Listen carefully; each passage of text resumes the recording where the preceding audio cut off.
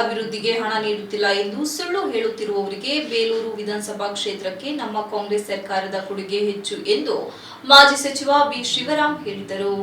Congress guarantee ಯೋಜನೆಗಳಿಂದ ಅಭಿವೃದ್ಧಿ ಕಾರ್ಯಗಳು ನಡೆಯುತ್ತಿಲ್ಲ ಎಂದು ಜನಪ್ರತಿನಿಧಿಗಳು ಸರ್ಕಾರದ ವಿರುದ್ಧ ಆರೋಪ ಮಾಡುತ್ತಿರುವುದು ಶುದ್ಧ ಸುಳ್ಳು ಎಂಬುದಕ್ಕೆ ಸಾಕ್ಷಿಯಾಗಿ ನಮ್ಮ ಪ್ರಾಮಾಣಿಕ ಪ್ರಯತ್ನದ ಹಿನ್ನೆಲೆಯಲ್ಲಿ ಕ್ಷೇತ್ರಕ್ಕೆ 127.37 ಕೋಟಿ ಅನುದಾನಕ್ಕೆ ಅನುಮೋದನೆ ಸರ್ಕಾರದಿಂದ ದೊರಕಿದ್ದು ನಮ್ಮ ಪಕ್ಷದ ಬಗ್ಗೆ ಟೀಕೆ ಮಾಡುವವರಿಗೆ ಉತ್ತರ ದೊರಕಿದ್ದಂತಾಗಿದೆ ಎಂದು ಮಾಜಿ ಸಚಿವ ಬಿ ಶಿವರಾಮ್ ಸಾಕ್ಷ್ಯ ಸಮೇತ ತಿರುಗೇಟು ನೀಡಿದರು.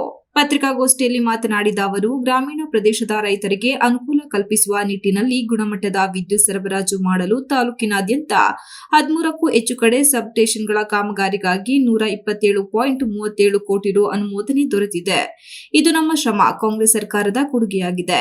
ವಿದ್ಯುತ್ ಸಬ್ಸ್ಟೇಷನ್ ನಿರ್ಮಿಸಿ ತಾಲೂಕಿನ ರೈತರ ಪಂಪ್ಸೆಟ್ಗಳಿಗೆ ಗುಣಮಟ್ಟದ ವಿದ್ಯುತ್ ದೊರಕಿಸಿಕೊಡಲಾಗುತ್ತದೆ. ಕ್ಷೇತ್ರ ವ್ಯಾಪ್ತಿಯಲ್ಲಿ ವಿದ್ಯುತ್, ನೀರಾವರಿ, ಆರೋಗ್ಯ ಮತ್ತು ಶಿಕ್ಷಣ ಕ್ಷೇತ್ರದ ಪ್ರಗತಿಗೆ ಸಾಕಷ್ಟು ಕೊಡುಗೆ ನೀಡಲಾಗಿದೆ. ನೆನೆಗುಂದಿಗೆ ಬಿದ್ದಿದ್ದ ಹೋಬಳಿಗಳಲ್ಲಿ ವಿದ್ಯುತ್ ಸಬ್ಸ್ಟೇಷನ್ಗಳಲ್ಲಿ ವಿದ್ಯುತ್ ಲೋಡ್ ಹೆಚ್ಚಿಸಿ ಬಿಡುಗಡೆ ಅನುದಾನದಲ್ಲಿ ಕಾಮಗಾರಿ ಪುನರಾರಂಭಕ್ಕೆ ಸಿದ್ಧತೆಯಾಗಿದೆ ಎಂದರು.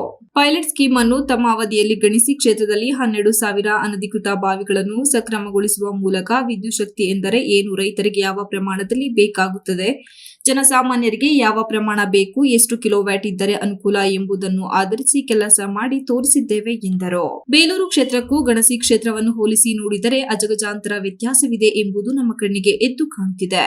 ತಾಲೂಕಿನ ಬಹಳ ಕಡೆ ವಿದ್ಯುತ್ ಸ್ಟೇಷನ್ಗಳಿಲ್ಲ. ಹೋಬಳಿಯಲ್ಲಿ ವಿದ್ಯುತ್ ಸ್ಟೇಷನ್ ಇಲ್ಲದೆ ಇರುವುದನ್ನು ರಾಜ್ಯದಲ್ಲಿ ನೋಡಿದ್ದು ನಾನು ಬೇಲೂರು ಕ್ಷೇತ್ರದಲ್ಲಿ, ಅದರಲ್ಲೂ ತಾಲೂಕಿನ ಬಿಕ್ಕೋಡು ಅಂತ ಕಸಬಾ ಹೋಬಳಿಯಲ್ಲಿ ವಿದ್ಯುತ್ ಸಬ್ ಸ್ಟೇಷನ್ ಇಲ್ಲದೆ ಇರುವುದು ಎಷ್ಟು ವಿಪರ್ಯಾಸ, ಯಾವ ಪ್ರಮಾಣದಲ್ಲಿ ಅಭಿವೃದ್ಧಿ ಇರಬಹುದೆಂದು ಜನರೇ ಅರ್ಥ ಮಾಡಿಕೊಳ್ಳಬೇಕಾಗಿದೆ. ಇನ್ನ ಸ್ವಲ್ಪ ದಿನದಲ್ಲೇ ಗಂಗಾ ಕಲ್ಯಾಣ ಯೋಜನೆಯನ್ನು ಸಹ ನಾನೇ ತಂದಿದ್ದೇನೆ ಎಂದು ಪೋಸ್ ಕೊಡುವವರಿಗೆ ಸಾಕ್ಷ್ಯ ಸಮೇತ ಉತ್ತರವನ್ನು ನೀಡಲು ಬಂದಿದ್ದೇನೆ. ಕಾಂಕ್ರೀಟ್ ರಸ್ತೆಗಳು 10 ರಿಂದ 20 ವರ್ಷಗಳಿಗೆ ಮಾತ್ರ ಸೀಮಿತ. ಆದರೆ ವಿದ್ಯುತ್ ಸಮಸ್ಯೆಯಿಂದಾಗಿ ರೈತರ ಕಷ್ಟವನ್ನು ಕೇಳುವವರು ಯಾರು? ಇಲ್ಲಿನ ರಾಜಕಾರಣಿಗಳಿಗೆ ಹಾಗೂ ಜನಪ್ರತಿನಿಧಿಗಳಿಗೆ ರೈತರ ಸಮಸ್ಯೆಗಳನ್ನು ಅರಿಯಲು ಇಷ್ಟವಿಲ್ಲ. ಈಗಾಗಲೇ ಅನಿಕೆ ಕೆಲಸವನ್ನು ಸಂಪೂರ್ಣ ಮಾಡಿರುವುದಾಗಿ ತಿಳಿಸಿದವರು. ಇದರ ಜೊತೆಯಲ್ಲಿ ನೀರಾವರಿ ಇವರ ಸಾಧನೆ ಶೂನ್ಯ ಎಂದ ಅವರು, ಎತ್ತಿನಹೊಳೆ ಹಾಗೂ ಮಾದಿಹಳ್ಳಿ ಏತ ನೀರಾವರಿಯ ಸಮಸ್ಯೆ ಏನು ಎಂಬುದನ್ನು ಮೊದಲು ತಿಳಿಯಿರಿ ಎಂದು ಕಿಡಿಕಾರಿದರು. ಇನ್ನು ಪುರಸಭೆಯಲ್ಲಿ ಕಾಂಗ್ರೆಸ್ ಪಕ್ಷದ ಸದಸ್ಯರ ಕಿತ್ತಾಡುತ್ತಿರುವ ಬಗ್ಗೆ ಕೇಳಿದ ಪ್ರಶ್ನೆಗೆ ನಗುತ್ತಲೇ ಉತ್ತರಿಸಿದ ಅವರು, ಮೊದಲು ಶಾಸಕರು ಪುರಸಭೆಗೆ ಹೋಗುವುದನ್ನು ಬಿಡಲಿ, ಕೆಲಸ ತಾನಾಗಿ ಆಗುತ್ತದೆ ಎಂದು ನಗೆ ಚಟಾಕಿ ಆರಿಸಿದರು. ಇದರ ಬಗ್ಗೆ ಅವರ ಕ್ರಮ ಏನಾಗಿದೆ ಇವತ್ತಿನವರೆಗೂ ಹೇಳಿ, ಹೌದಲ್ವಾ? ಯಾವತ್ತಾರ ಒಂದು ಮಾತು ವಿದ್ಯುತ್ ಶಕ್ತಿ ಬಗ್ಗೆ ಮಾತಾಡೋದು ನೀವು ನನ್ನ ಕ್ಷೇತ್ರದ ಮಾಧ್ಯಮ ಮಿತ್ರರು ಕೇಳಿದ್ದೀರಾ?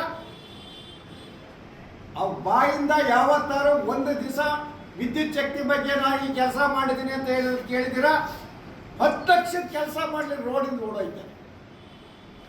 ಶಂಕುಸ್ಥಾಪನೆ, ಗುದ್ದಲಿ ಪೂಜೆ, ಖಾತೆ ಅಂತ ಲಾಭದಾಯಕವಾದಂಥ ಖಾತೆ. ಇದ್ರ ಬಗ್ಗೆ ಒಂದು ದಿನ ಎಷ್ಟು ಸಮಸ್ಯೆಗಳಿದೆ ಹೇಳ ಜಾತಕನ. ಕೇವಲ 4 ಟವರ್ ಹಾಕಿದ್ರೆ ವಿದ್ಯುತ್ ಶಕ್ತಿ ಅರೆಯಲ್ಲಿ ಗೆಂಡೆಳಿಗೆ ಸಂಪೂರ್ಣವಾಗಿ ಸಿಗುತ್ತೆ. ಪತ್ರಿಕಾಗೋಷ್ಠಿಯಲ್ಲಿ ವಿದ್ಯುತ್ ಕಮ್ಯುನಿಟಿಯ ಸದಸ್ಯ ಸುಯಾದ್, ಪಿಎಲ್ಡಿ ಬ್ಯಾಂಕ್ ನಿರ್ದೇಶಕ ಶ್ರೀನಿವಾಸ್, ಕೆಡಿಪಿ ಸದಸ್ಯರಾದ ನಂದೀಶ್, ಬಿಕೋಡ್ ಚೇತನ್ ಇದ್ದರು. Ganesh, TV 46 news Kannada, Belur. You are watching TV 46 News Kannada.